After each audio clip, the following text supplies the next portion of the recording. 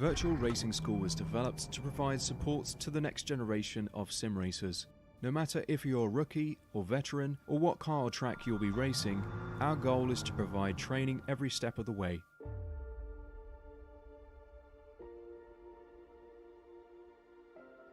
We found that iRacing can be quite difficult without proper training.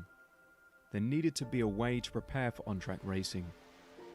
With VRS, you can literally learn from the best sim racers in the world, including 4-time NASCAR iRacing World Champion Ray Alfala.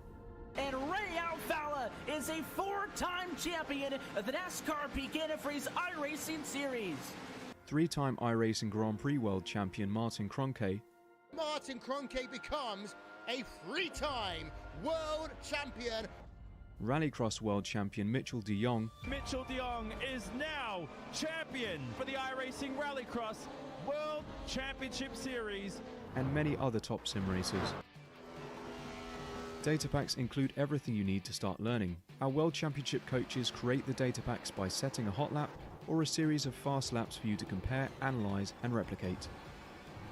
Data packs also include a tutorial where the coach points out techniques they use to hit the fast lap. This gives you access to the latest driving techniques and setups before you even hit the track. Sign up for a free account and download the VRS telemetry logger. With this application running seamlessly in the background, your laps automatically start syncing to the VRS website. From there, you can analyze and compare 2 laps of your choice, whether it's your data, the coaches, or your teammates. VRS will automatically target improvement opportunities so you can get up to speed even faster. VRS also makes it easy for you to request and schedule one-on-one or group coaching sessions. These sessions can range from 30 to 90 minutes, and you can select the car, track, and setup combination of your choice. Visit virtualracingschool.com today to sign up and get started.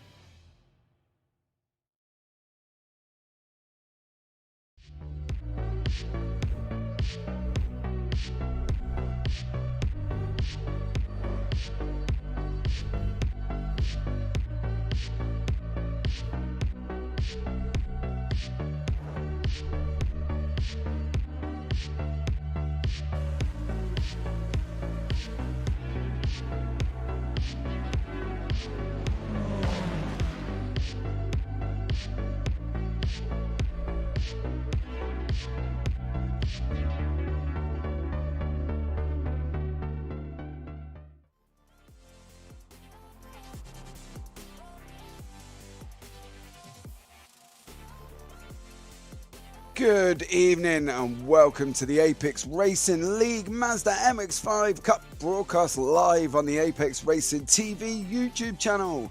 I'm James Parfitt and shortly I'll be joined by Andy Thompson in the booth for this absolutely epic race this evening.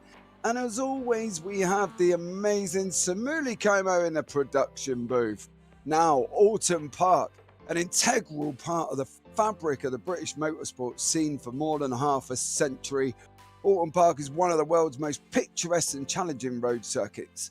Originally developed by the Mid-Cheshire Car Club on an estate between Chester and Liverpool, Oulton Park has been a staple of the British club racing scene as well as a host to a dazzling variety of top-ranked professional races, from the British Formula 3 and a British Touring Car Championship up to and including a series of non-championship Formula 1 races in the 1960s and 70s, known as the International Gold Cup.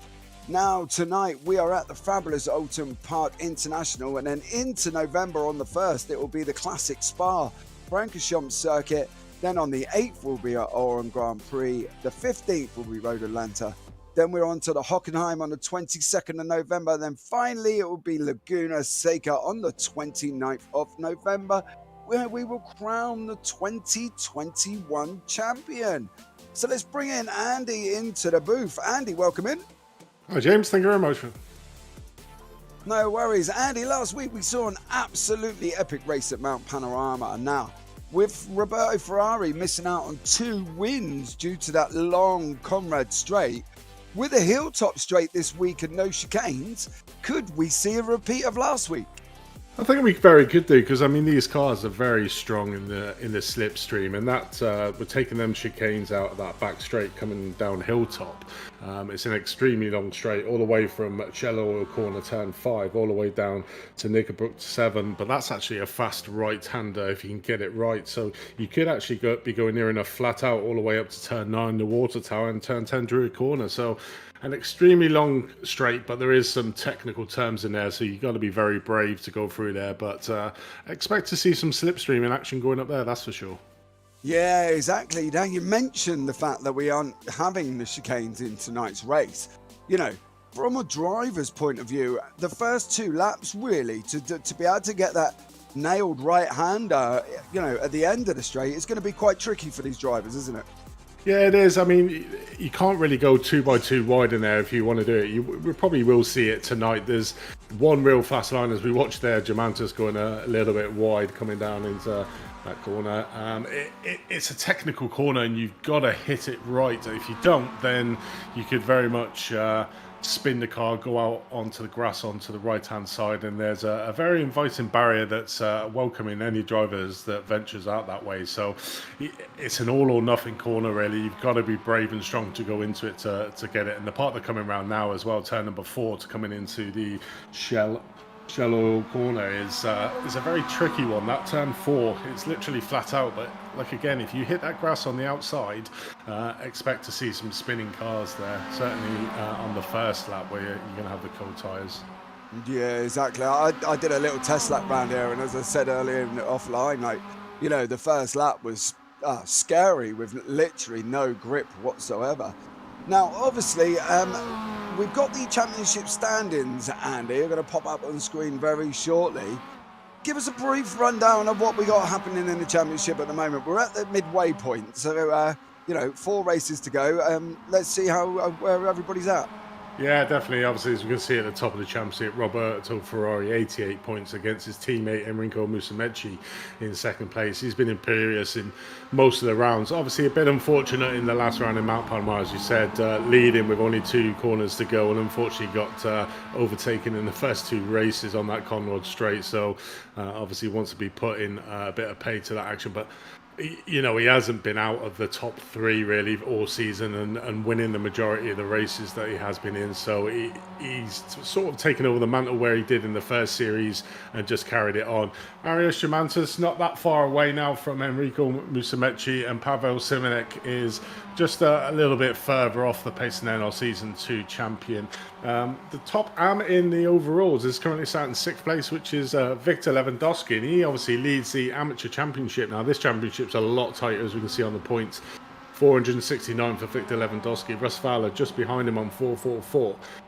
Simeo Serrano in 3rd place, just behind him, and Pushta Prava in 4th place, only 6 points behind him. So the top 4 really into a big battle of who can win, and it's all about getting them places in these races. The 3 races, obviously all scoring races tonight, so everything's go for it. In the team championships, we see Pro Drive Esports at the top of the standings by a clear margin over the Leadpool Racing team in 2nd, with Team OTR in 3rd place. So that's obviously Ferrari and Musumeci in the Pro Drive Esports team, which are always at the front of the grid, so that's why they've got that commanding points lead. But the AM certains to be the championship to watch for the next couple of rounds, just to see how them top 4 play out.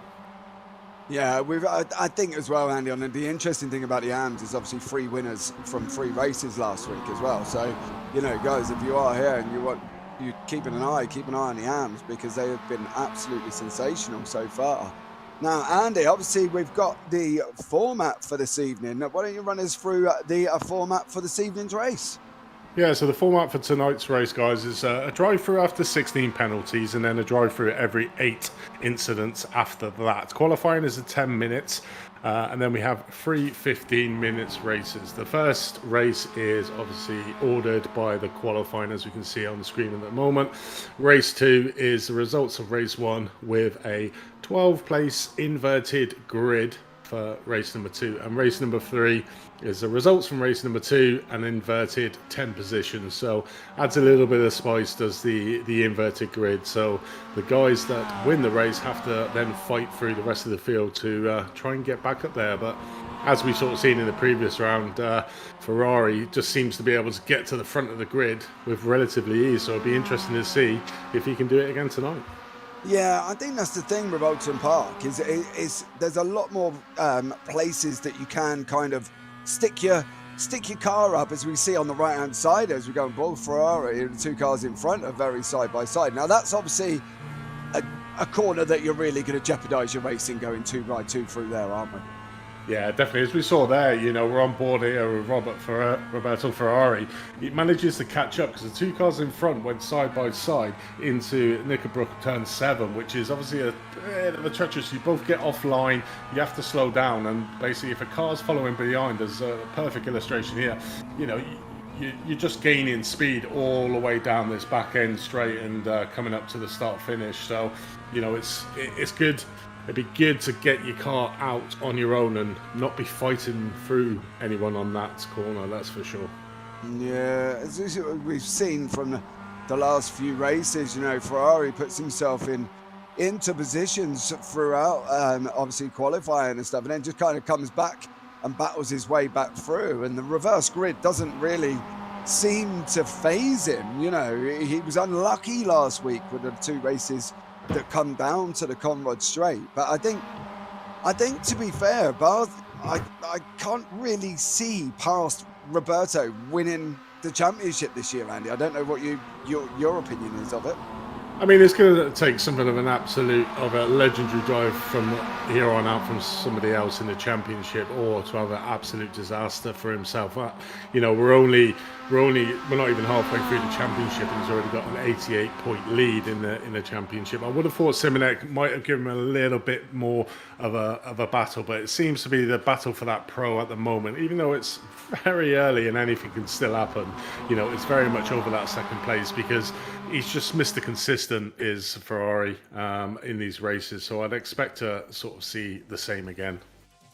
Yeah, as we see there, we've just come to the end of the qualifying now.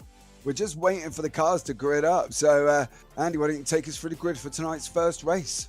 Yeah, so our pole setter for the first race is Enrico Musumeci. Second place, Roberto Ferrari, the 2 Pro Drive Esports driver on the front row. Paolo Simonek in 3rd. Ivan Pinocchio in 4th. Ronald Moons in 5th. Victor Lewandowski, the top of the AM drivers at the moment, in 6th. Thomas Sorensen in 7th. Russ Fowler, who's 2nd place in the AM, in 8th. Pushta Prava, who's 4th in the AM Championship, so there are all the contentions there. Simeon Serro are all the top 4 in the AMs are all quite close together there. Arias Germantis in 11th, Jay Walsh in 12th, Dan Skinner 13th, Damien McMullen in 14th, Yves Frederick 15th, Paul Hayden 16th, Yen Goodson 17th, Nathan Healy in 18th, Ronald Uterek in 19th, Steve Cox in 20th, and Andrew Brahm heading out the back of the field. What is interesting, actually, is Damien McMullen obviously missed a round, so that drop round won't come into effect yet. So I'd expect to see him shooting up the AM Championship as well, so I wouldn't class him out.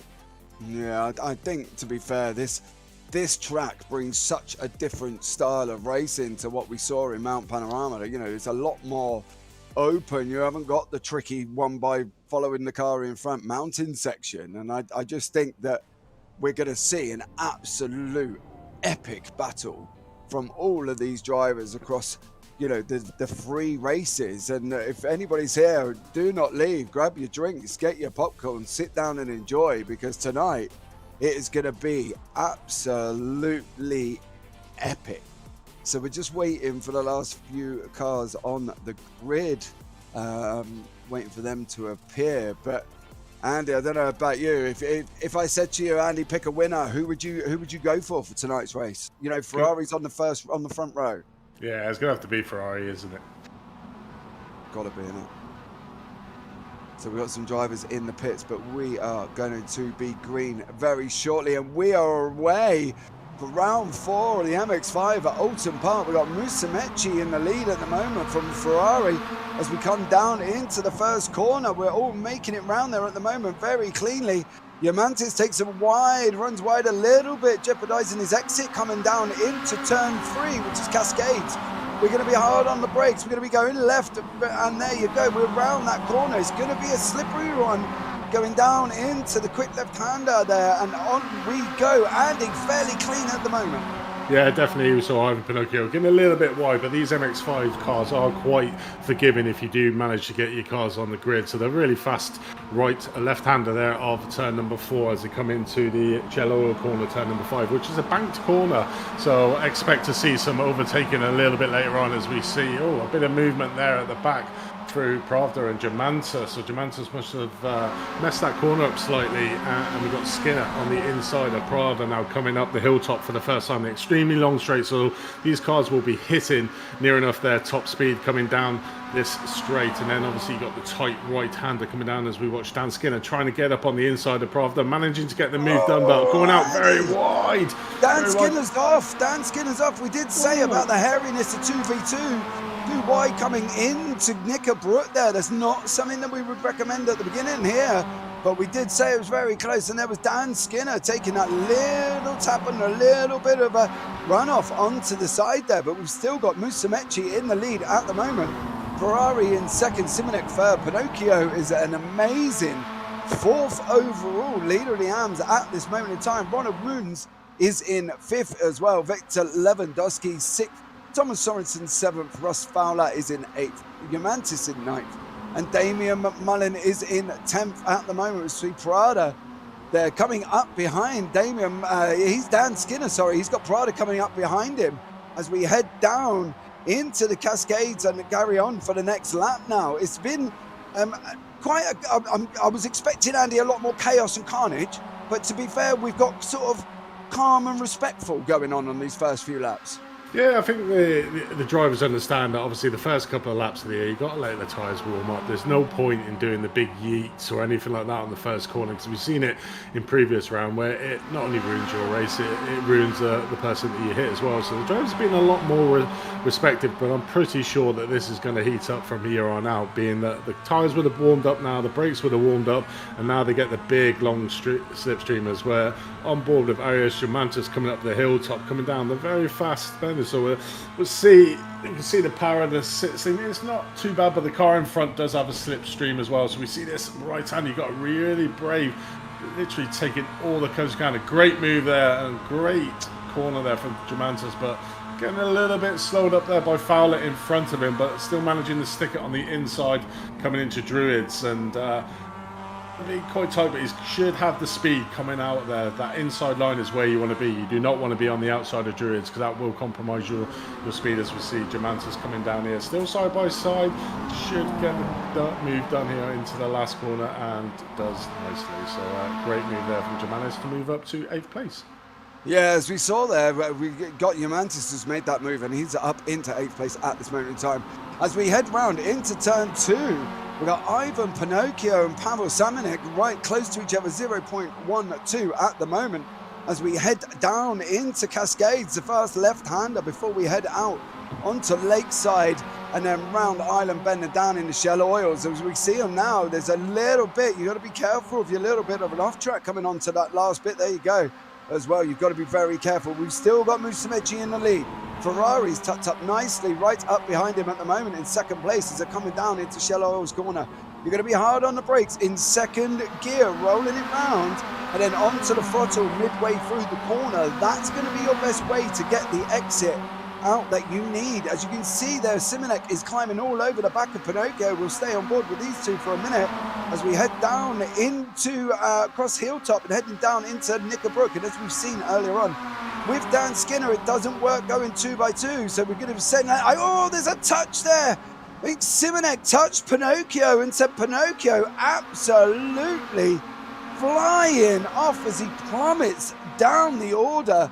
Car number 189 there in that Mazda is looking beat up. His re-entry, stay on the left please, his re-entry as well really compromised some of the drivers behind, but Andy, that was a big one.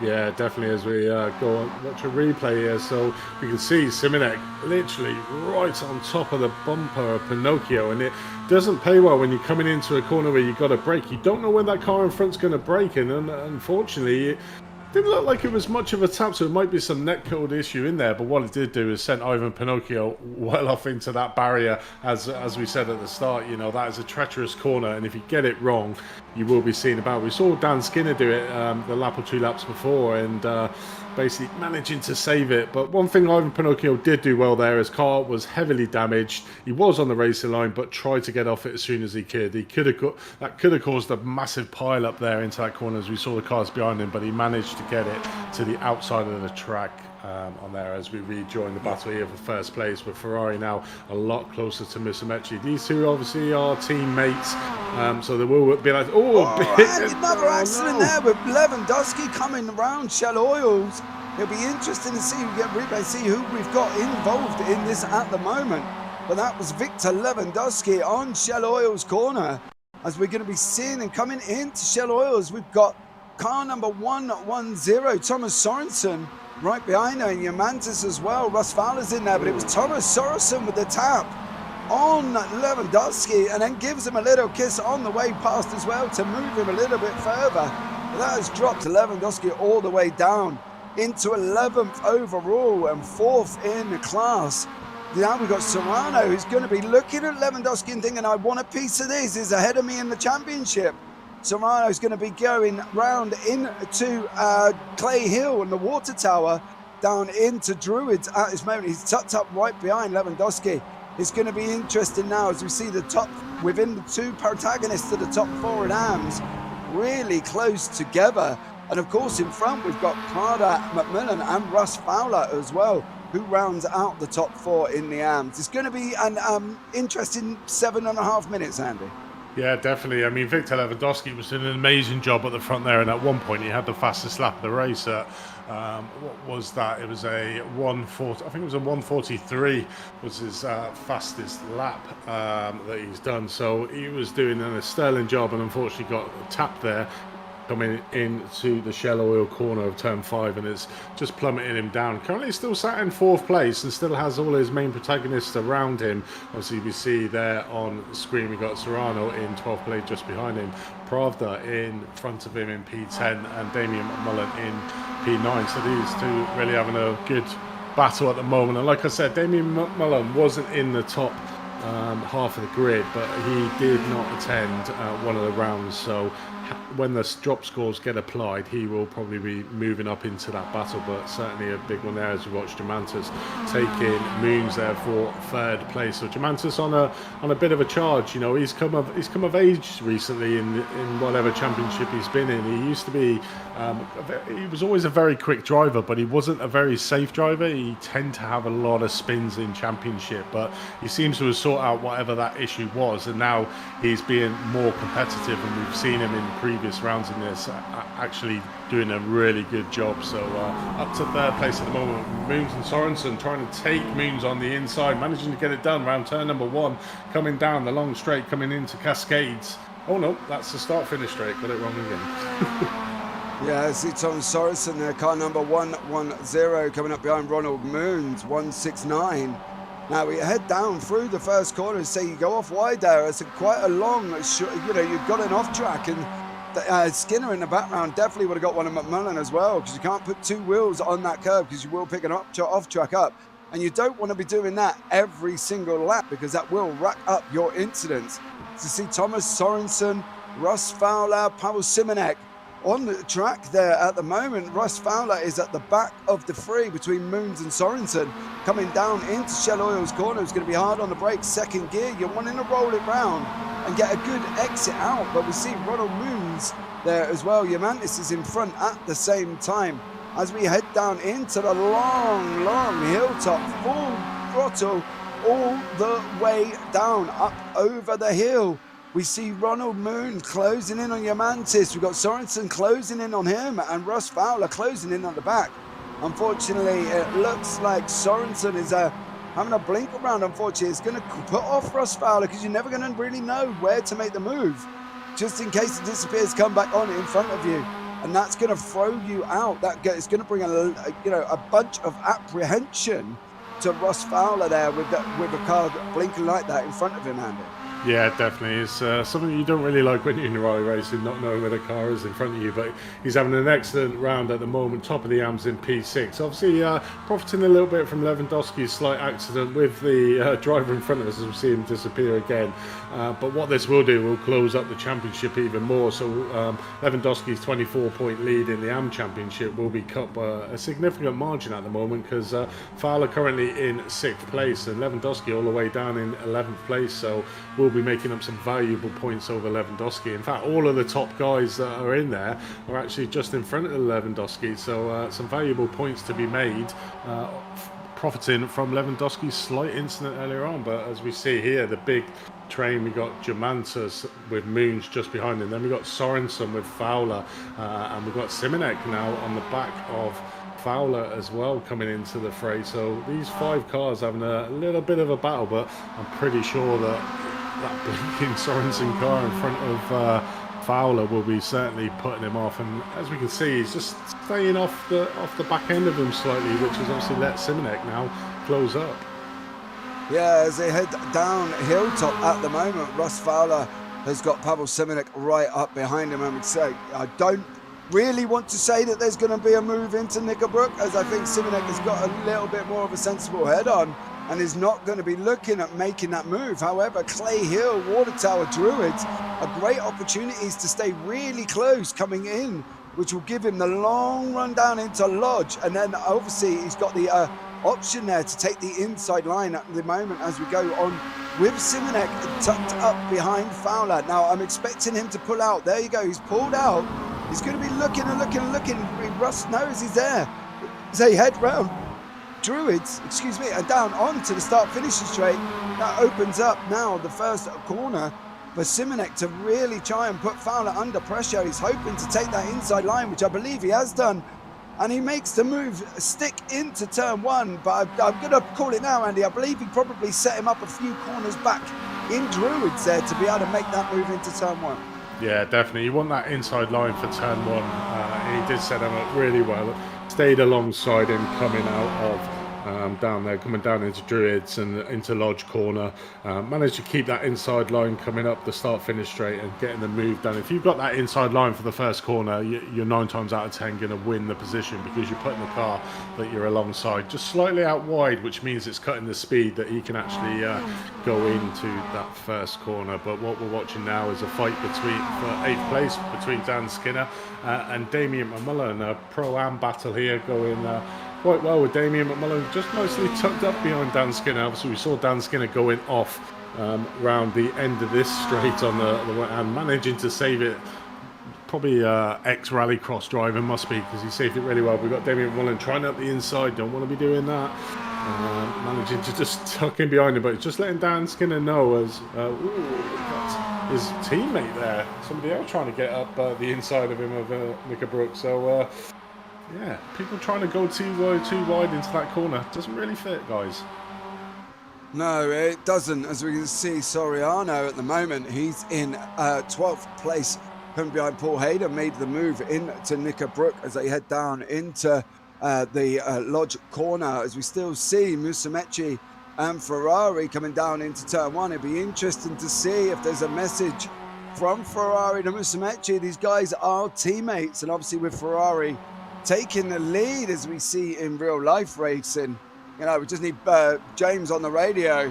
James, Enriquez James, let's let him pass. That it'd be interesting to see if Ferrari is going to make that call or make that move, or will he actually competitively make that move as we come around lap 9 of race 1, Andy. What do you reckon, team orders?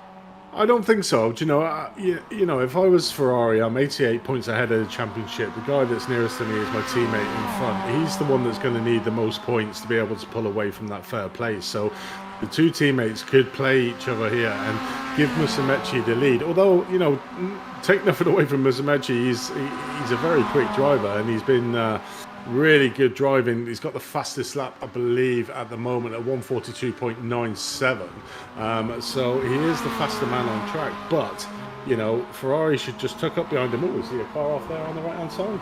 Yeah, Steve Cox is a lap down. I think he's parked it after having an accident down into Knickerbrook, but we are coming down into the last few corners at the moment.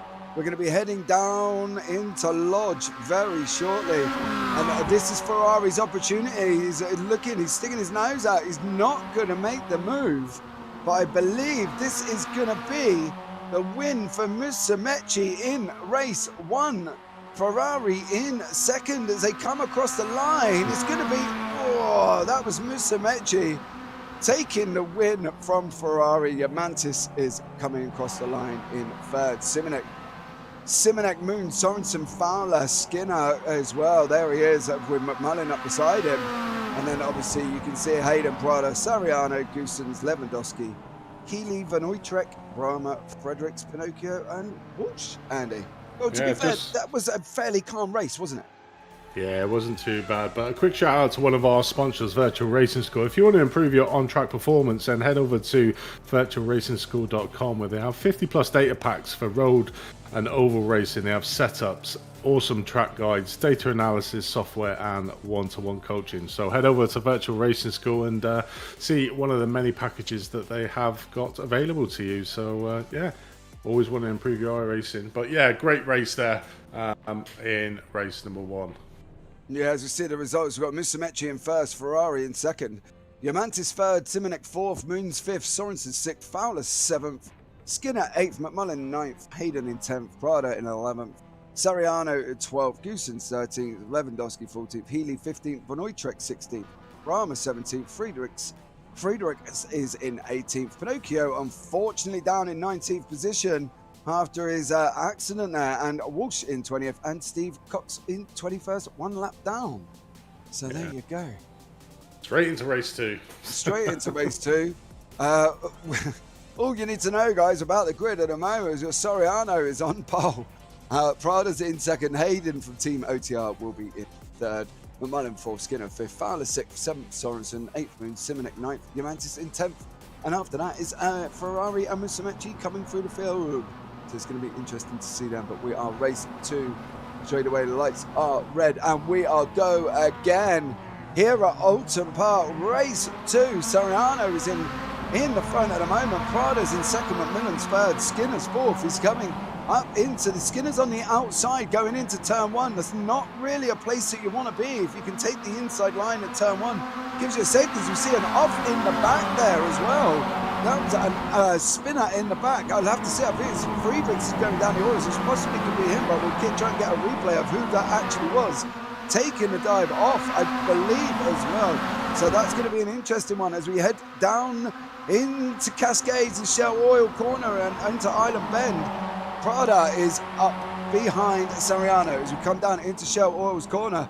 Leaves the inside open. Skinner's going to be sticking his little bit of a nose in down as they come down Hilltop. There you go. You cannot afford to leave that door open going into that specific corner, because otherwise you're going to be in the situation you're in now and you're losing a position, and you could lose it again with Russ Fowler now putting Prada on the outside as we come down into Knickerbrook side by side.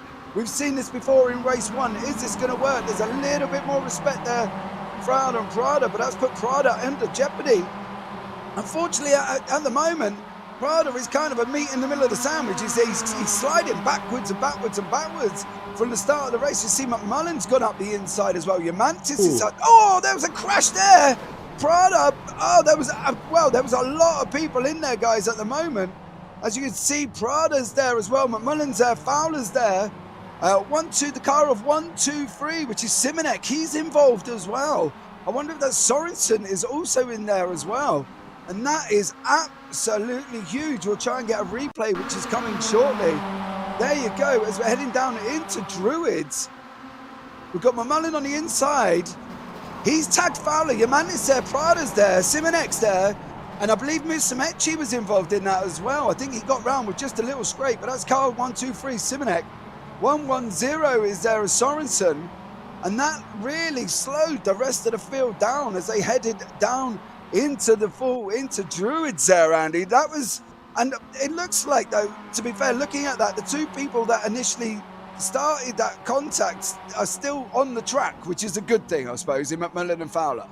Yeah, but McMullen got pretty much a terrible start, lost 2 positions coming down the first long straight down Lakeside, managing to lose 2 positions and then managing to get it up. Obviously, we did see Pravda get pushed out wide going into Shellor's corner, which basically put him offline for about 3 or 4 corners. And then, unfortunately, as we were coming into Druids, Damien Mullen tried to get that inside line a little bit too quick, possibly, tagged Ross Fowler, and then the mayhem just ensued. And because that is a really fast right-hander corner, you know, and with being the first lap, all the cars are going to be quite close together, and that caused the cascading effect down the field, and we just saw all them other cars going off the thingy, but basically made this second race wide open now, and the front half of the grid will be well away from the back half, so it'll be a big split in the grid at the moment. Yeah, as you see, we got Ferrari now is up into second place.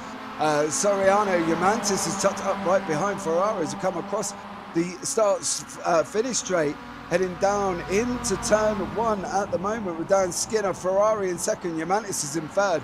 Soriano is in fourth, heading down into Cascades. There's been a wide on the right hand side. We just saw the shooting car off there.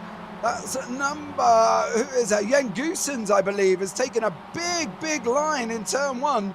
Not going to say it's intentional. We have to see what happened with Jens there. Did he get a contact coming in to turn 1? As you see the replay now, we've got car 169, which is Ronald Moon tucked up behind him. As they're heading down now, we're going over the start-finish straight. Oh, he loses it there, runs wide, which allows Ronald Moons to close right up to the back of him. Moons is going to take the inside. I'm going to be putting my name down and saying this is going to be contact coming into turn 1. Oh no, Goosens, yes, there you go. Goosens hits Moon. I very much doubted my own ability to call the race there, Andy. I thought that was going to go just Goosens running wide.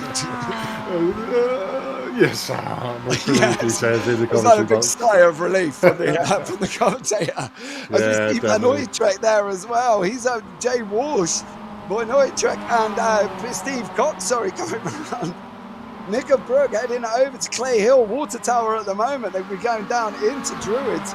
Steve Cox is tucked right up behind Van Uytrecht as you see the recovering Lewandowski. He's there as well. He's going to be trying to get back some positions after, unfortunately, what happened in race 1, but he's going to be battling back as much as he can. Car number 227 now heading down into Druids. I'm not sure that this is going to work. Steve Cox takes the inside. That's them through on Van Uytrecht. Now Lewandowski has got Cox in front of him, which I believe is going to be dispatching off into turn 1. Lewandowski's on your left, car 227. Steve Cox is on our right, 237.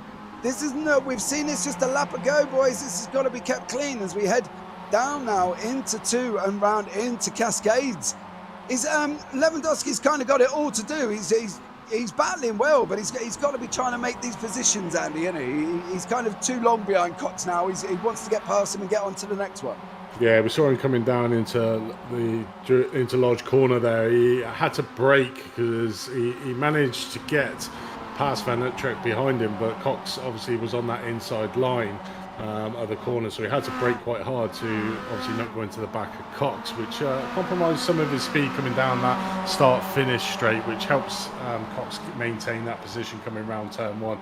So if he managed to get a good exit out there, he would have been good. But as we watch a battle here at the moment, the 12th place Goosens and Fowler coming down over the hilltop, coming down into Knickerbrook at the moment, 2x2 wide, so hopefully they'll keep it nice and clean going into this corner. One will go slightly wide, gone to grass, but managing to save it there. So Van Uytrecht managing to keep it at Goosen at the moment, but Fowler is now right behind Van Uytrecht and Goosen's fight, so just going to be looking at it. Obviously one of the incidences, one of the victims of the lap 1 incident around this corner that we're watching now, as we watch him trying to fight his way back up, is Fowler. But Mullen and Fowler, the two protagonists of the cause of that accident, still together fighting it out there, coming around the last corner over the start finish. But Mullen will have that inside line, so we've got 4 cars wide near enough going down the start finish line, and Mullen trying to get that inside line at the moment. Could be 3 wide into turn 1. Oh, I thought that was... Oh, no, not again. Ross Fowler gets hit again by Damien McMullen coming around the first corner, managing to do the Dukes of Hazzard there onto 2 wheels. So did well not to flip his car there, I think. Yeah, we see that, that another hit from McMullen and Fowler again. We go on board with Skinner, who's got Ferrari right up behind him at this moment in time as we're heading down the hilltop, the long straight. Ferrari, Musumeci, Yamantis, the 2 leaders, first and second in race 1 now, as they go up to behind Dan Skinner. He's got to be having a nervous time with Team OTR. You've got Ferrari on the left. You're going to have Musumeci coming. This is going to be down in to Knickerbrook. They've got to try and keep this clean. They keep it clean, otherwise it could have ended up all of their 4 races there, because they are so close together. If Skinner goes off and unfortunately touches Ferrari, or the other way round with Ferrari in the middle, that's Musumeci, Yamantis in grave danger when you're coming down this close to each other. As we head down into Lodge now, we're going to be going over the hill, looking out for our braking point, which is going to be coming up. There you go. We're down through the gears, second gear, looking for a good run out. We've got Ferrari right up behind Skinner. Musumeci's tucked right up behind him, and Yamantis, well, he is right at the back of the pack. We see Ferrari pull out. I honestly thought this was going to be the move from Ferrari going down into turn 1 on Skinner. Skinner survives another time. He's gone wide. Is he going to keep it?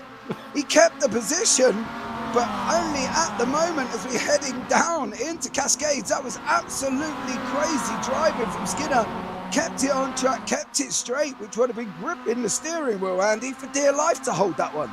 Yeah, Dan McRae Skinner, we're going to call him now. Obviously, we saw him in the first race getting it all a bit wrong coming down Knickerbrook, but managing to save it. And we saw him there saving it, an exceptional drive around turn number 1 and managing to keep the place.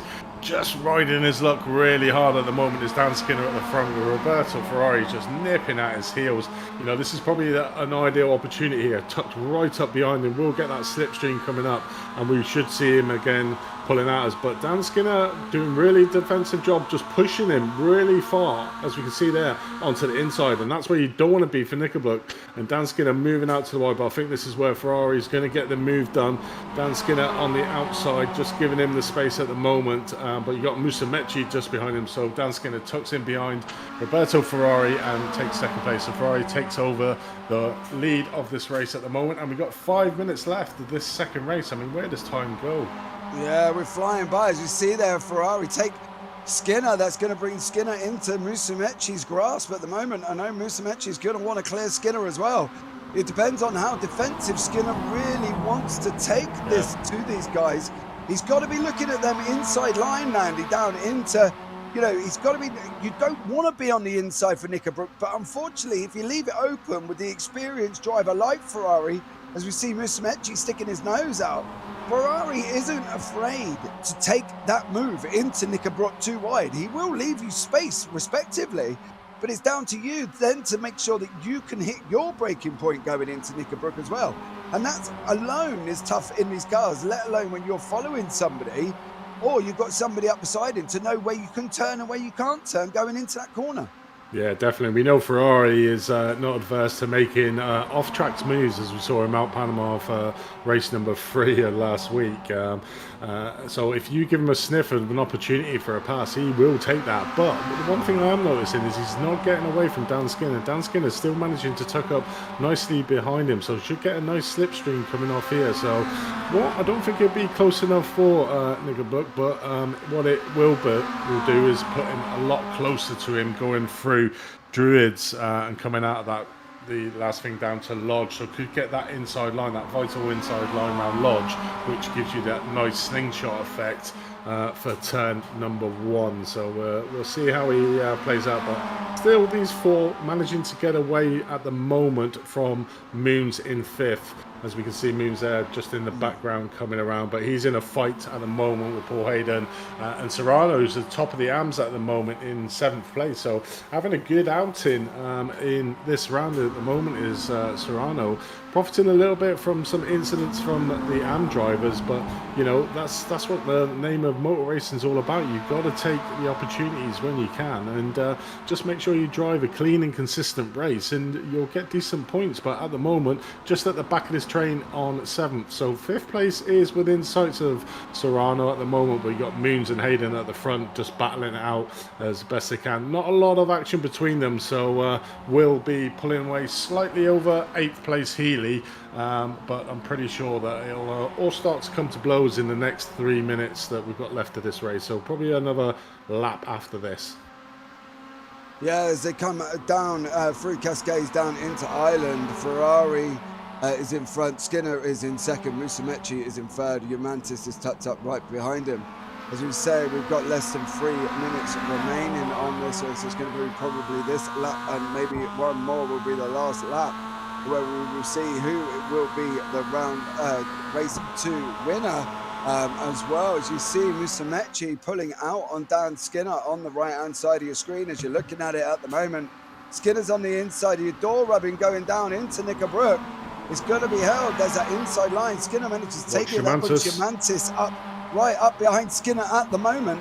He's going to be taking the inside line down into Druids. If he can keep alongside Musumeci, I believe this inside line will work for Humantis, and there you go. Musumeci attacking Dan Skinner has lost a place to Humantis. In the meantime, as they head down into Lodge, it's going to be this one and one final time, but we've got Ferrari out in front, Skinner in second, Humantis in third. Musumeci up the inside of Humantis going down into Lodge. This is going to be a straight fight out into turn 1. Humantis and Musumeci are close together. Humantis manages to get out. As we see Barney there waving a white flag, this will be the final lap. Heading down into turn 1, you got Ronald Moons making a move on Paul Hayden into turn 1 on the last lap. They're going 2 by 2, coming around the first corner, heading down into the Cascades there as well. It's again Robert Moons climbing all over the back of Paul Hayden, coming down into Cascades and out onto Lakeside. It's going to be interesting to see whether or not Moons can get the run as we stay on board here. He's tucked up, right up behind Hayden at the moment. Moons is out on the right-hand side. He's going to be looking at taking the inside line into Island Bend. He's not got it this time. As we're heading down now, final lap of race 2 of the ARL Mazda MX-5 Cup, heading round the Shallows corner. And now we've got this long straight all the way down the hilltop, where Ronald Moons is tucked up behind Paul Hayden. Humantis is chasing down Dan Skinner, but Dan Skinner has done an absolutely marvellous job to stay ahead of these guys, with only Roberto Ferrari in front of him at the moment. Musumeci is climbing all over the back of Humantis, coming down into Knickerbook, up over Clay Hill. We're going to be past turn 9, the water tower, very shortly for the last time of the race. Skinner's just got it held on. Musumeci's going to look at trying to get past him. I think this is going to be a last corner lunge. He might be a little bit sensible as this is only race 2 and there's one more to go, but we're heading down into Lodge. Ferrari, Skinner, Humantis, Musumeci, and I think, guys, that's going to be your finishing lineup. There we go, as they come across the line for the end of race 2. We've got Ferrari in first, Skinner in second, Humantis in first, and Musumeci in fourth. Well, that could have been different, Andy, couldn't it, with them four?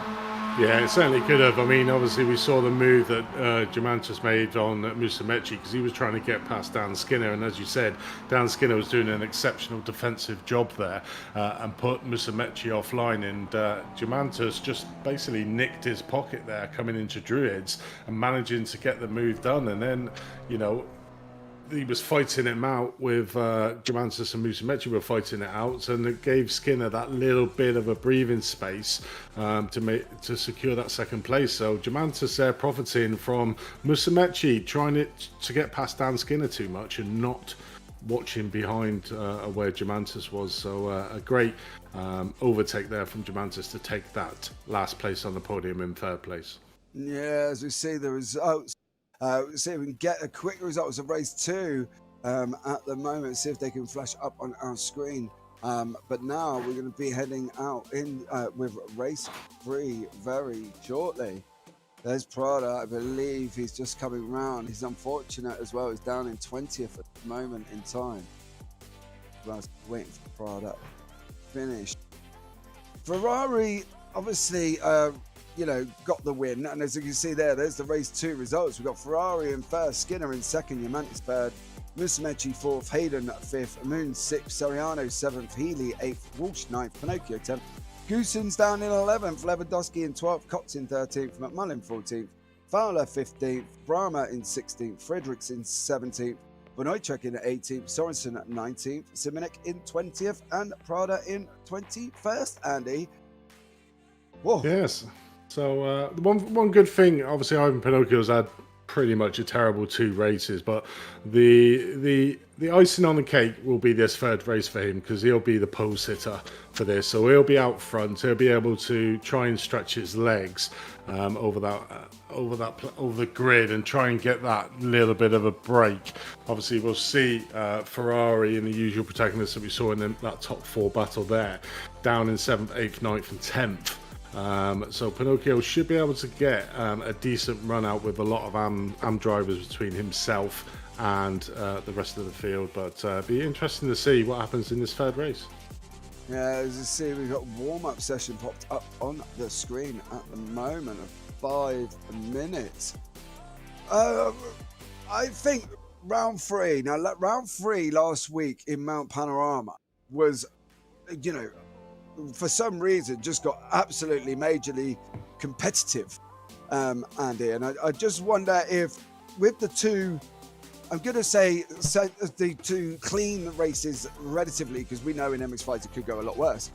Are we looking at a round 3 repeat where, I don't want to say that we're going to have chaos, but do you think it's going to be a lot more competitive than the first 2 races? I didn't catch most of that. I'll assume you asked after the competitive nature of the races. The third race in this is probably the most competitive, but with this track is that first lap you gotta make sure your lines are move, as we saw there in the second race coming around Druid. We had 1 car incident and then it just made a cascading effect right field, and about 6 cars involved in the incident. So it's up to us to move on that lap to just get that and warm them tires up, and then make the moves, get the little gaps out, because that's always one of the big effects the first lap, is that the cars are so close. And in this, as you see, guys, I think slight technical issues at the moment. We seem to have a bit of a voice issue between myself and Andy at the moment. We're there, but as we've got 2 minutes coming up for the for the warm-up as well. Before we've got to round 3 for race 3 of round 4. Now, don't forget, guys, we will be live next Monday as well for an absolutely another epic evening of racing that we have coming up for you. We will be at the most amazing circuit ever that I absolutely love, and I think it's going to be an absolutely classic race of Spa-Francorchamps. It's going to be absolutely epic, and that race, guys, you do not want to miss at all, and you're going to really want to be sitting down tightly and enjoying yourselves for that at Spa, as it's going to be absolutely epic. And yes, hopefully I sound a little bit better now and I'm not sounding like a robot. I think we have these karaoke sessions, I think. Yeah, you're fine at the moment. You're not cutting in and out. I think at the same time you said that I couldn't hear you, I couldn't hear what you said in that last one. I think we were talking about the competitive nature of round 3 and race 3, sorry. And I think we both come to the same conclusion that this is kind of the driver's final throw, isn't it, of the dice? And literally, they've got to go for it now to rack up these points. This is the last race. If you've had a really substandard, I'm going to call it, 2 races, you're going to want to get some points in this third one. And as we know, that could lead into, well, some epic battles, contact, and hopefully YouTube clips of crashes. But, it could be an epic race for this third one.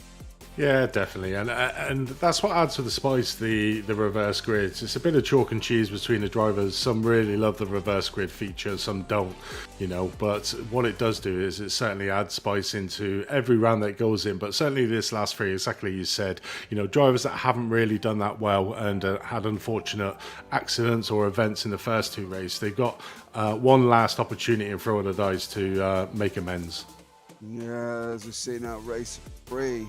We'll give you a quick rundown of the grid with Andy. Go for it for race 3. Yep.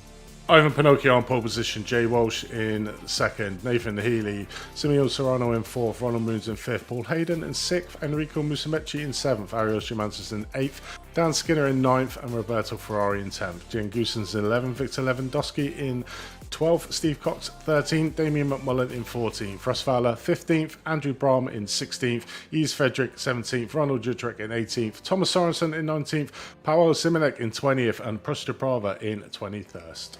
Yeah, as we head down now for race 3, we're waiting for one more.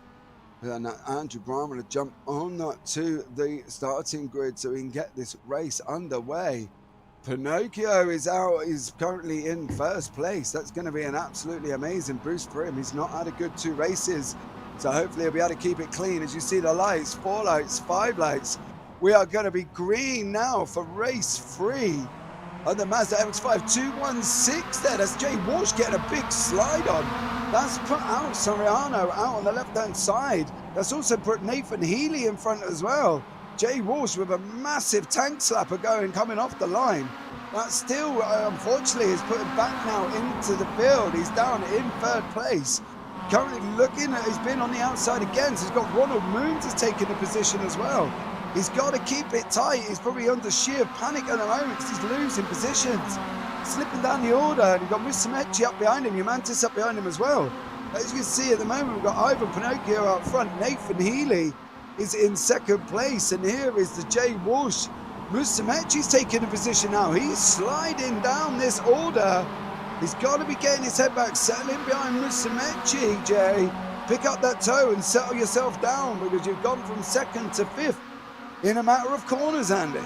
Yeah, definitely, and that's one of the beautiful things about the reverse grid is you got AM drivers in front of the pro drivers, so it's that battle of how hard's the pro's going to push to try and get past him, and is the amateur going to hold his nerve and keep the positions. Obviously, we see Jay Walsh just losing a few positions off the start, obviously starting in second and managing to get down into sixth, losing 4 positions, but you know, still in a real strong position there in sixth, and 3 pros between him and the nearest amateur drivers, so you know, all is not lost by just losing a couple of places off the start of the grid. But Healy in second place at the moment is doing an exceptional job managing to keep that second place. And Pinocchio in 2 seconds. Oh no, Humantis has been involved in that as well. He's tumbling down the order, as is Moons, and as well. And that's one of Team ODR, Paul Hayden.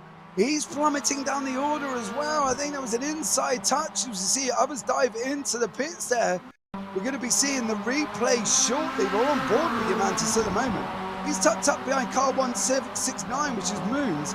Musumeci's in front, I believe. Oh, no. Oh, Andy, that is... Oh, they've just now got to sit there while all the field go past, and that's put them free at the back of the field. Yeah, definitely. It's a bit of an unfortunate contact there behind on Germantis, which put him off for Lodge there at the end, and unfortunately just pushed him across the track. Still carrying on with his damaged car, but he's going to be struggling for this race. So after all the hard work he's done in the first couple of races, currently finds himself down in P10 at the moment, and as you see on screen, he's got very heavily damaged car, so we'll be losing a lot of speed coming down this hilltop. So it'll be interesting to see if he can either keep that position or maybe try and move up further up the field. But at the moment it's a little bit off Moons in 9th place and Andrew Brahm behind him in 8th place, still damaged on his car as well. So certainly that battle for 10th and 11th seems to be over the damaged cars as we watch Paul Hayden trying to get past Ronald Van Ooytrecht there as well. Van Ooytrecht at the moment as Hayden making a move, coming down into the water tower into the last corner. as well. That's going to be a very tricky move for him if he makes it. As you see, he has got severe damage as well. We have got Sorensen, Jay Walsh, Sariano, Lewandowski, Fowler in the pits, all a lap down at the moment. Ferrari set the fastest lap of the race with a 1:42.163. And we got 1:42.62. There you go, I got words out. So as you see, Simonek now is in 12th. He's going to be picking off an Oitrek. There you go, job done. Difference in cars, one looks perfect, the other not so much. He's got a very wavering bumper as we go round turn 1, and Mantis is next up the road for Simonek as we come down into Cascades, Andy. Yeah, Simonek's not had the best of rounds here tonight. Seems to be involved in a few incidents which has put him down the order, and obviously trying to fight back at the moment. But Germantis shouldn't be a problem with him. That car will be heavily damaged and the speed will be affected. As you saw there, Simonek just breezing past Germantis. So Germantis really struggling for any sort of top-end speed with that car being as damaged as it is. Now, it's that age-old, do you keep going or do you go in and get it repaired? I think the problem is, even though you do get a fast repair in this series, it's still that time in the pit, so he would move down into P14th if he did come in. So he's just staying out there and trying to stick it out. But we're looking at the front of the field at the moment. We've got Pinocchio, Healy in second place, Musumeci, who are on board at the moment with his teammate tucked up behind him, Ferrari in fourth place, Goossens in fifth, and Cox in sixth. So we've still got quite a few of the amateur drivers in the top 10 of this race. We've got 5 of the top 10 is still amateur drivers, so doing a sterling job here, and certainly Nathan Healy to keep that P2 at the moment. Yeah, Nathan Healy is in second. Pinocchio, give a quick rundown. Pinocchio is in first, Healy second, Musumeci third, Ferrari in fourth place. Now I see Musumeci making a move on Healy coming down into Cascades. Are they going to hold that line? Is that going to set Ferrari up in the background? That's put Healy very wide. That allows Ferrari to come through as well. In a matter of one corner, poor old Nathan Healy has lost 2 positions, but don't forget he's lead on the hands at the moment as well. So there's going to be an interesting to see there. I'm hoping he's just going to tuck up behind him and use these 2 faster guys to pull him forward as we head down Shell Oil's corner. Out onto Hilltop now, lap 4 done, 6 minutes. We've got just over 8 and 9 minutes to remaining. So it's going to be interesting to see the normal 9 laps, what's actually going to happen. But again, we're in that same scenario. Musumeci in second, Ferrari in third, Healy in fourth as well as we head around Knickerbrook, up the hill, up Clay Hill, Andy. And you know, this is flashbacks from race 1. Is this Ferrari not being able to get past Musumeci? Or is just Musumeci too quick for Ferrari? I think this certainly is Musumeci's track. We've seen him have a really fast time. I think he's got the fastest time at the moment, 1:42.05, where Roberto's is a 1:42.62. So just slightly a little bit slower. But as we watch Ferrari there managing to get past Musumeci as we were talking about that. So Ferrari making the move on Musumeci to take that second place at the moment. I don't know if I didn't quite catch that pass. I don't know if it was letting him through or if it was a genuine pass there on Musumeci. But Pinocchio really profiting at the moment from having them amateur drivers between himself and these guys here in second and third, managing to get a decent lead, as we can see there on screen. Literally half the straight ahead is Pinocchio at the moment over Ferrari. So it's certainly an Italian 1-2-3 at the moment in this race. Yeah, as we see Jens Goossens go up the side. Nathan Healy down into Island Bend there. But we can see here we got car number 210 is Prada. 169 as well. That's Ronald Moons. They're having a battle down into Island as well. It looks like Prada would run wide, but as you see, Moons make the move around the outside of Shell Oils, touch back up behind Prada again. He's going to be diving to the left, and I think this is going to be a move either completed halfway down the straight or right near Knickerbrook. And as you see, Prada's on your left at the moment, got Moons on your right, and that job is done there. The only thing for Prada to worry about, and that's car number 2, Steve Cox as well. They head down into Knickerbrook. These 3 or 4 are all together can literally see the battle happening in front of you between Ronald Moons, Prada, Steve Cook, Simonek coming up as well. He's not got a damaged car. He is absolutely flying. You can see 3 places there begging for the taking. As you can see, we've got 6 minutes remaining, 3 laps, and then it's going to be over for race 3. But this is getting spicy as you see Simonek on the left-hand side making his move upside Steve Cox. That move is done. Simonek is on his way round Lodge Corner, up Deer Leap, and off we go down into turn 1 at the moment. But are we going to see Prada making his move on Moons? He's tucked up right behind him coming into turn 1, but he's got to be looking now behind him because Simonek is looking racy with just over 5 minutes left on the race. Simonek jinks left, jinks right, coming down into Cascades, and I believe he's going to take this position as well. Prada not really defended as much, and he's now Simonek is up into 7th place, pushing down onto Ronald Moons, Andy. Yeah, I think Prada's obviously battle is with Cox and Andrew Barham in 10th place at the moment, as we see Cox trying to get up the inside, going around turn number 4, coming into Shallow Corner, turn number 5. Prada on the left-hand side of the screen getting that inside line, going to push Steve Cox slightly out wide, so should manage to stay ahead and stay on that inside line for the all-important Knickerbock coming down here into turn number 7. So it has that inside line, which is a vital line going into that corner, certainly if you're too wide, because that outside car will be pushed out slightly wide from his normal line as we watch him 2x2, including the front Simonek managing to get the move done on Moons as well, but Cox still side by side with Prada coming up here now into Druids, and Prada managing to get that move stick, and maybe Steve Cox just decided, you know what, I'll just tuck in behind you, get the slipstream off you, and try my luck into Lodge trying to get that inside corner. But Prada at the moment getting the winning of this battle in P8. So you've got Prada in P8, Cox in P9, and just behind them is Andrew Brahm in P10. So a real battle here for the amateur drivers, and this is for 3rd place in the amateur for this race number 3.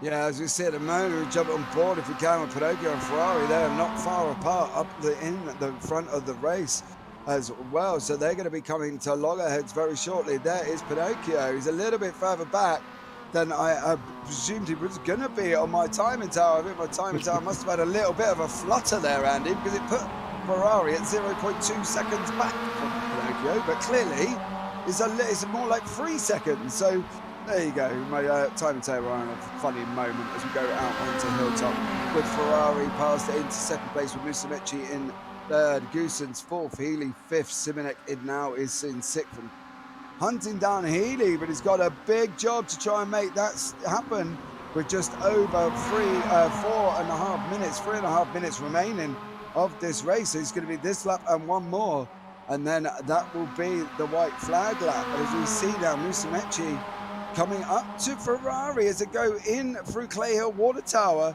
down through Druids, and then on to the Warwick Bridge straight, leading down into Lodge at this moment in time. Is we've still got Ferrari, Musumeci, Goosens, Healy.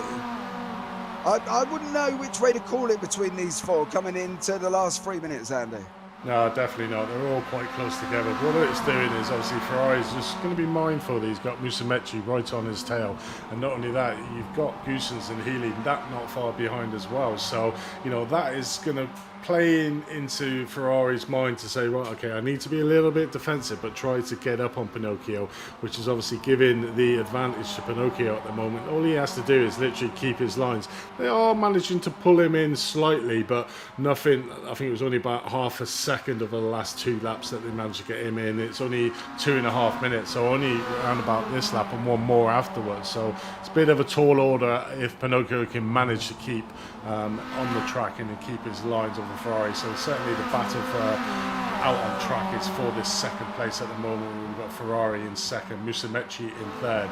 Then we've got 2 amateur drivers of Goosen and Healy fighting out for the top of the AMs in 4th and 5th, with Simonek a little bit off the back of Healy. I think there's probably too much to do. You can see there he hasn't even come over the hill there, coming down Hilltop. So certainly the battle is for 2nd in the Pro at the moment with Ferrari and Musumeci, and for the AM win for Goosens and Healy.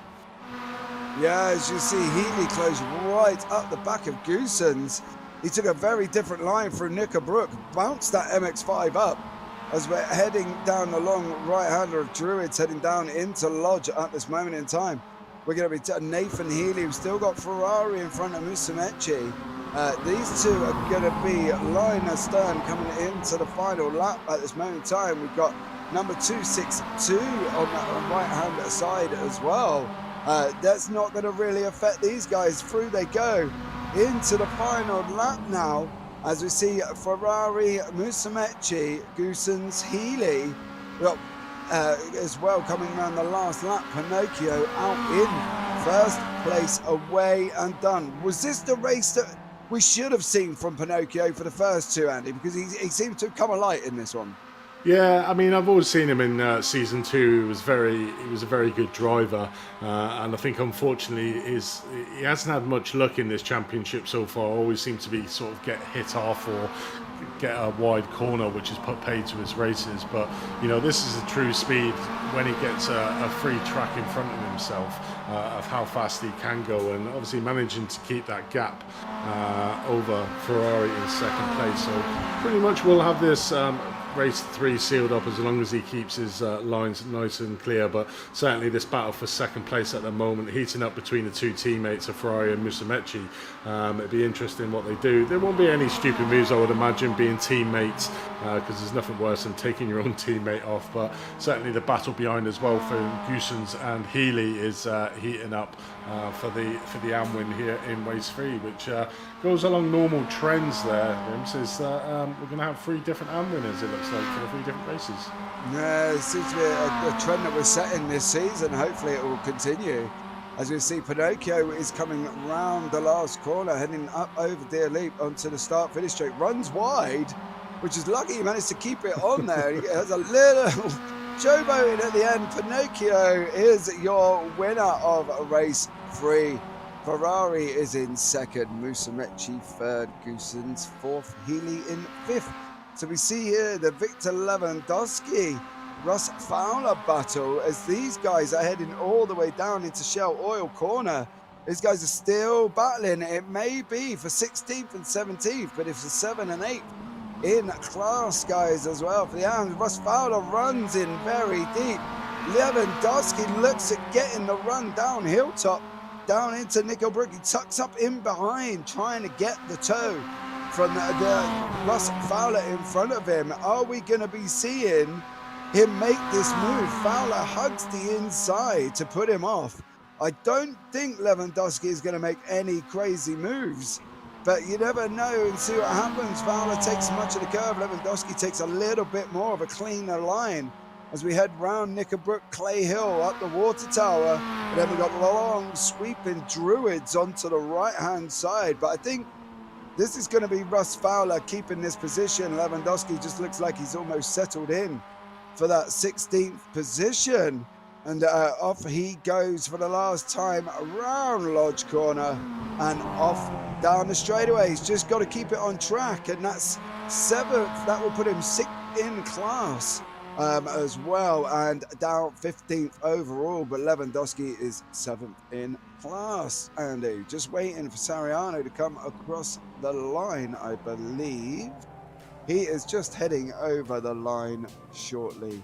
What this will do in the championship, obviously Lewandowski was leading it and Fowler was in second place, so this will really close up the battle for that AM place, and that was quite vital for Russ. Even to get in front of him in that 3rd race, it's still an extra point over Lewandowski in that amateur championship. So it'd be all interesting in what the results are at the end as we look at the results for race number 3. So Ivan Pinocchio led from start to finish in that race and winning the race there. Roberto Ferrari second, Musumeci in 3rd, Jens Goosen top of the AMS in 4th, and Dave Healy right on his tail in 5th. Powell Simonek 6th, Ronald Moods in 7th, Pushta Prava in 8th, so getting the 3rd place over that battle between himself, Andrew Brahm and Damian McMullen in 10th. Arias Germantis after that terrible spin we saw in 11th place. Paul Hayden in 12th, Steve Cox, Ronald Utrecht, Russ Fowler, Victor Lewandowski, probably a round to forget for him, so this may well be his drop round. Had a pretty much terrible round there in 16th place. 17th place, Emil Seriano, East Frederick in 18th, Thomas Sorensen, Dan Skinner, 19th and 20th with Jay Walsh in 21st at the moment. But they're still scored because they were within 2 laps of the leaders. We see a racing pole, I think that's Push to Brava, on the start-finish side on its roof. Yeah, that was not as quite as combatant as we expected, as Prada is upside down currently on the start-finish joint. So not quite sure what happened to him on the, I believe that's going to be his in. So that's going to be quite interesting there as well. So Andy, race-wise for this week, what have we got coming up on Apex Racing TV? Before we do, we could actually do the interviews first. We got Damien McMullen in the interview room as well. So I'll bring Damien in to the booth. Andy, take it away. Hi Damien, into the commentary box, mate. How are you? How are you keeping, boys? Yeah, not too bad. So a bit of a mixed bag for you in that race. Let us know how it went for you. Well, in race 1 it was enjoyable because I got second overall in class, but race 2 I kind of owed an apology to Russell for a silly mistake out of me. I kind of had my elbows out and I didn't realise he was that close, so I did apologise to him over chat, but again I apologise over air for that mishap with the incident. And race 3 I just got front end damage and I had to go into the pits and just kept the head down. Yeah, definitely. Talking about that, obviously, the race 2 between yourself and Russ, and it caused a massive cascade effect right behind you. I think it was about 6 or 7 cars off. We saw you going in. I felt like an idiot. Did you actually go in there a little bit too hot, or was it that you were carrying a lot more speed than Russ and Russ got slightly offline? It was like Russell went offline, and the pace I had. It's just I've been practicing for this track, and it's just I didn't know he was going to brake there, and then when he braked, he kind of went a bit to the left, and I was like, oh, and then I went straight to the back of him, and then he turned, and I was like, oh, game over. So I felt sorry. I'm sorry to everyone who else I wrecked their race with, so I'm sorry. That's racing, mate. At the end of the day, you know, you have these mishaps, and that's the penalty system is there for that. So I wouldn't feel too bad about that. You know, obviously in that race too, you had pretty terrible start. You lost about 2 or 3 places off the line coming down. It just swallowed.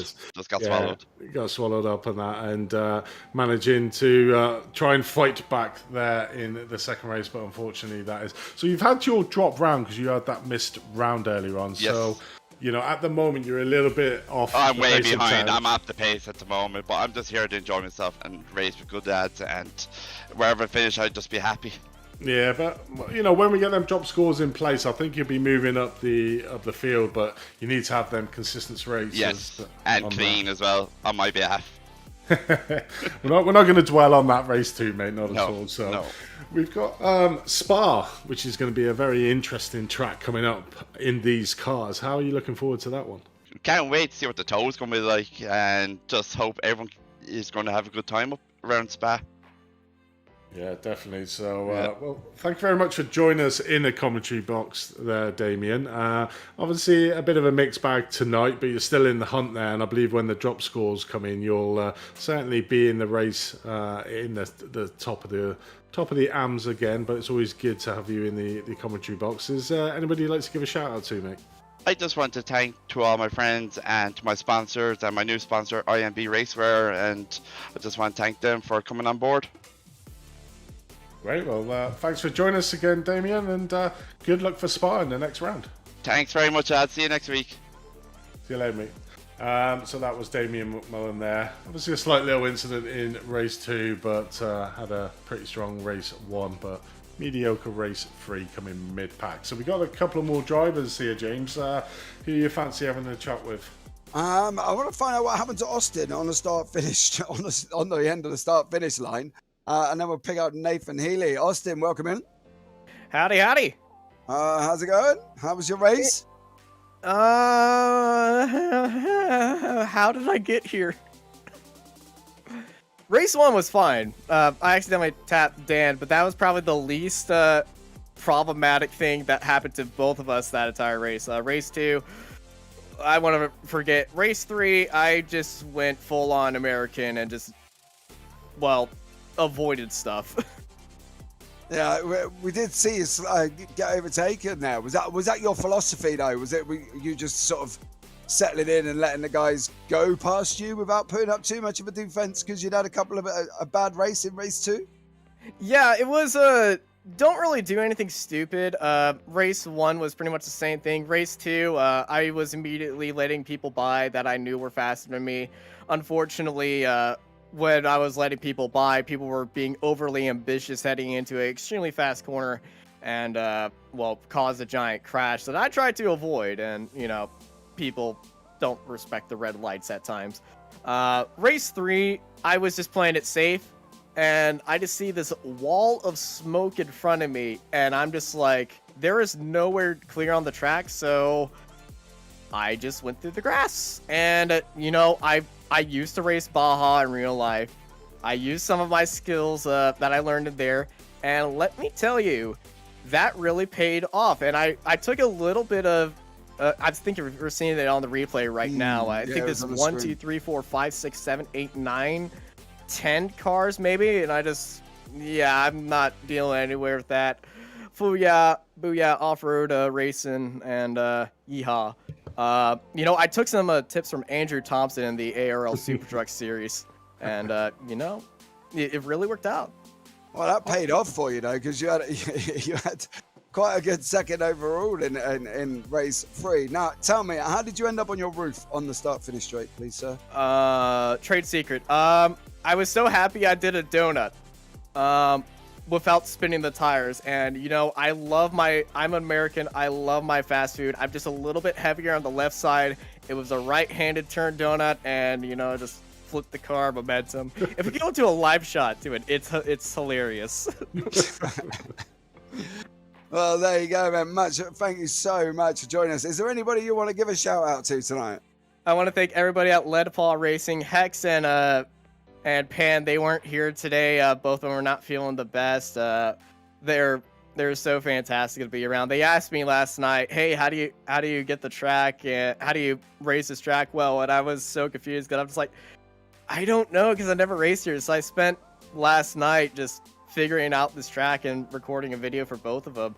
I want to thank Artesian. Everyone over there has been so supportive over the past week after my grandma's passing. Everyone in my family I got to thank as well. We've been going through a tough time, but last night we all got everything straightened up. We all were let to know what happened and how it happened, and I'm feeling much better now. And I want to thank all my friends who gave me special wishes and everything, because everybody here is just so awesome. And yeah, everybody here at Apex Racing TV, Andrew, James, and Samuli, y'all are fantastic, and yeah, happy noises.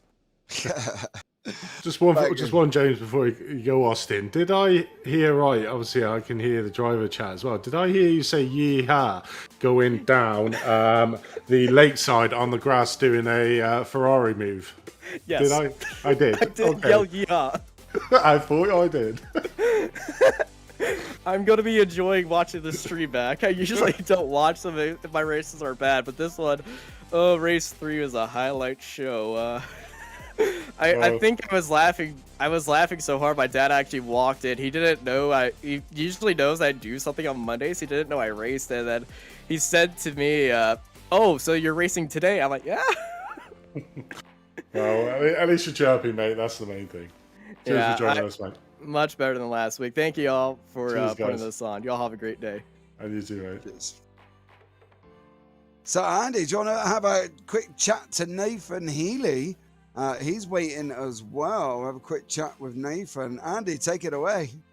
Hi Nathan, welcome to the commentary box. So, race number 3 had a really good battle there with Gents Goose and Ozzy starting second on the grid. Got swallowed up a little bit by the pros, but had a really good race there with Jen Goosens at the end. Yeah, thanks for having me in. Yeah, it was a fantastic race. Close when I was catching Jens towards the end, and I just made a bit of a dive on, I think it was the second to last, and it put me back a bit. So I was still trying to catch up with him towards the end. But it was a very close race between myself and Jens.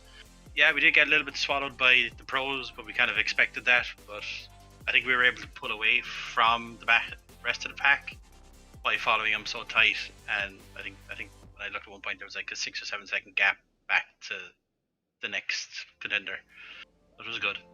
Yeah, you managed to keep that second place for a while over Ferrari and Musumeci behind you. So you got to please with yourself keeping them two drivers behind you for at least 2 laps. Oh, definitely. I know Ferrari he's a fast driver, and I've sit from race with him in previous season, and to even keep him behind me for a while was fantastic. And to actually stick with him towards the end of that race was even better. One thing I do want to know is obviously season 2, you and Damien were like joined together with a bungee cord. Has something happened between you two? Because you're not like right on each other's tail the whole races this season. Oh, we still stay in the same voice comms when we're racing. We're like certain tracks he'll be slightly faster than me, and other tracks I'll be faster than him. But we still kind of keep together. But I know he got caught up in an incident today, so I was just kind of able to slip by and kind of get away fairly unscathed in race 2. So we still try to keep with each other, but sometimes once we know each other is faster, we'll just let him go. I'm not used to you two being this far apart, mate. That's all. I'm just getting a bit of the Irish withdrawal symptoms between you two being joined to a bungee cord normally, like in season 2. We've got Spa next, mate. Are you looking forward to that one? Yeah, looking forward to Spa. It's going to be interesting to see how the tow is down through Blanchimont and down the Radion, and to see if we can keep that, get a good run up the Kimmel Straight. So should be good fun. Just need to get some practice in for it now. It's the next thing, because I think we have the 2 hour and 40 minute on Sunday in Sebring, so it's going to be plenty practicing for everything. Certainly is there, mate. Well, thanks for joining us, and I'm glad you had your second place in race 3 in the AMS there, and had a really good battle with Jen Gusens. Is there anybody you'd like to give a shout out to before we let you go, mate? Just wanted to give a shout out to the racing team, SCCR Sim Sports and Potato Nation, and finally IMB Raceway for providing the fantastic pedals that I'm running with. Brilliant. Well, thanks for joining us, Nathan. Always a pleasure having you in the box every week. So good luck for Spa next week. Thank you, gents. Have a good one. But Dan Skinner, I don't know if we've got him in yet, James. If you want to have a quick chat, we should have enough time to... yeah, let's pull in Dan. Dan, welcome in. Hi, guys. How are you first? I'm pretty good, thank you very much. How are you guys? Not too bad at all. Not too bad at all. So, quite eventful racing this evening. What was your take on it? Well, I didn't have a lot of practice. Normally, I'd do a couple of hours practice on Sunday, but the F1 was on yesterday, and that sort of got in the way. And unfortunately, I'd been at a funeral today, so I jumped in the track 20 minutes before the race, and so I didn't have all that much track time. Race 1 was okay. It was just recuperating some places. Race 2, I think I probably drove the widest Mazda that's been seen on track for a while, and managed to hold Roberto off for quite some time, up until making a mistake. And race 3, I've already apologized to Jay on the comms and in DM. I'll put my hands up. I got a little bit over-ambitious trying to keep my throttle pinned whilst doing a Roberto last week. He managed to do a nice clean overtake, and I'm not sure I managed to take too many leaves out of his book this week. But I apologise to Jay for that. Yeah, that's always good to hear. Obviously, we've got Spa coming up next week. Are you going to be on the track practicing? Yeah, I should do. I like Spa. I think what I'm learning with the baseline setup is struggle a lot with understeer, and there's a lot of tight corners around Spa, so I think I'll have to get a few laps in to try and dial out that understeer. I think I just try and brake a bit too late and carry too much speed, and I end up going wide, so I need to try and figure out how to dial that out. Yeah, it's quite a difficult track in any car, really, but especially in Spa. Now, a few of the other drivers, Nathan and that, have mentioned the tow down Radion and up through El Rouge. How big a part do you think that's going to play next week? I it should be massive because you've got probably at least 3 places where the toe could come into play. But it was a bit strange because was it Okayama? The toe just didn't seem to work. So I don't know if I've never driven the Mazda around Spa. But if it's anything like Okayama, then it'll be difficult. But hopefully, if it's something like here or where were we last? Bathurst. Yeah, Bathurst. The toe was massive, so it should make it quite exciting. Yeah, that's great. Before you go, Dan, is there anyone you want to give a shout out to this week? Roberto Ferrari trying to teach me how to overtake on the grass. Yeah, nobody else really. Just a shout out to you guys. I have to say, as I said, this is my first venture into league racing, and I'm really enjoying it. I had a good week last week at Bathurst, and was going okay until race 3 here. But overall, it's a really good series, and shout out to you guys for making it so enjoyable. Thank you very much, Dan. And that, guys, is Dan Skinner from Team OTR joining us for the interview, and will be with us next week during Spa, Andy. Definitely, I think he needs to do a bit more practice on iRacing rather than dirt rally, because we saw him go off track on that first race and on the second race and managing to save it. So playing a bit of dirt rally has probably actually helped him. Yeah, that rounds out tonight, guys. So, Andy, what we got coming up on Apex Racing TV this week? Well, we got a whole lot of entertainment coming up for you guys. So tomorrow we got round 2 of the GT Trophy AM, round number 2. So first round last week was in Nürburgring GP. So join us for that for tomorrow. Wednesdays we got the brand new Super Truck Season 2 coming up. And I mean, guys, if you've not seen that, have a look at the previous season on YouTube. You will not be disappointed. I think we had Austin Knight, actually one of the commentators, get kicked off the stream because he was laughing that much on commentary. So have a look at them. Thursday we got the brand new NASCAR B trucks, I think it is, starting up very shortly on there. Thursdays, what do we have on Thursdays? It eludes me at the moment. It will come to me. Thursdays, I can't remember actually. I don't think we got anything on Thursdays. Fridays, we've got the Porsche 922 Cups, last 2 rounds of that, and then we got a brand new prototype series, the LMP1 and LMP2, starting on a Friday. Saturday, we got the last couple of rounds of the Formula 2 championships, and then on Sunday we don't have anything at the moment, but we do have other series throughout the day on all different time zones. So head over to apexracingtv.com/schedule to get all the schedules, and if you fancy racing in any of these leagues, head over to www.apexracingleague.com to get yourself signed up to one of them beautiful leagues that I was just telling you about. There you go, guys, and that rounds out this evening's broadcast. So all there's left to say is from me, Andy, and Samuli, have a great week and enjoy, be safe, and we'll see you next week.